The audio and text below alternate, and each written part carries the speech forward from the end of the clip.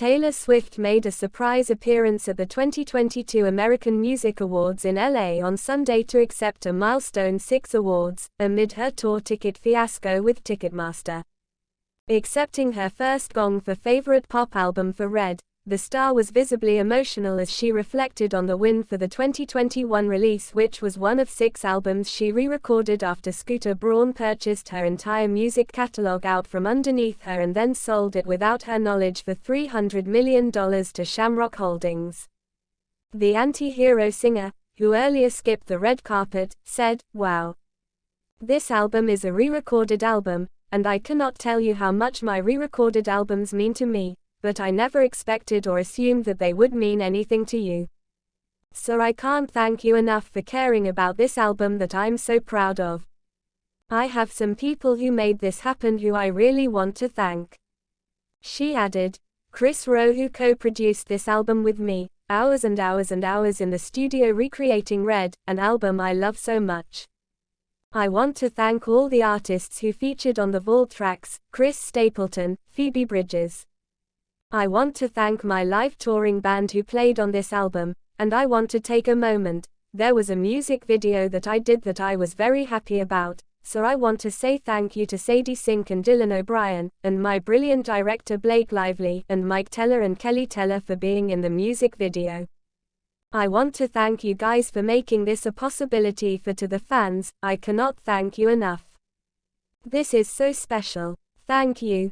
The bejeweled hitmaker showed a hint of her cleavage in the Hollywood Glamour number, with her tresses styled in soft waves.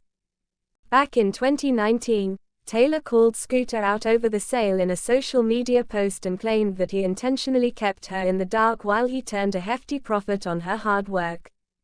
Prior to that, in 2019 Braun had purchased Nashville-based independent record label Big Machine, first taking the rights to Taylor's body of work, and at the time, she voiced public outrage at being cut out of the deal.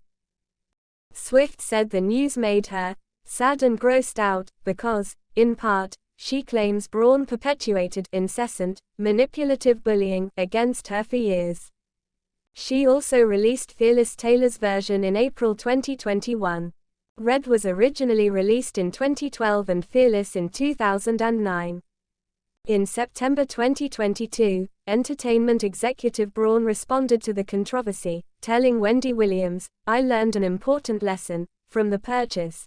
He appeared to be referring to Big Machine owner Scott Borchetta, 60, when he claimed, "When I did that deal, I was under a very strict NDA with the gentleman who owned it, and I couldn't tell any artist." Braun also indicated in the interview he wasn't as realistic as he should have been when signing on the dotted line. "I was excited to work with every artist on the label. So when we finalized the deal, I started making phone calls to say, 'Hey, I'm a part of this.' And before I could even do that, I made 4 phone calls. I started to do those phone calls, all hell broke loose. So the regret I have there," he continued, "is that I made the assumption that everyone, once the deal was done, was going to have a conversation with me, see my intent, see my character and say, 'Great, let's be in business together.' And I made that assumption with people that I didn't know." Thank you for watching. Please subscribe to the channel for the latest news and updates.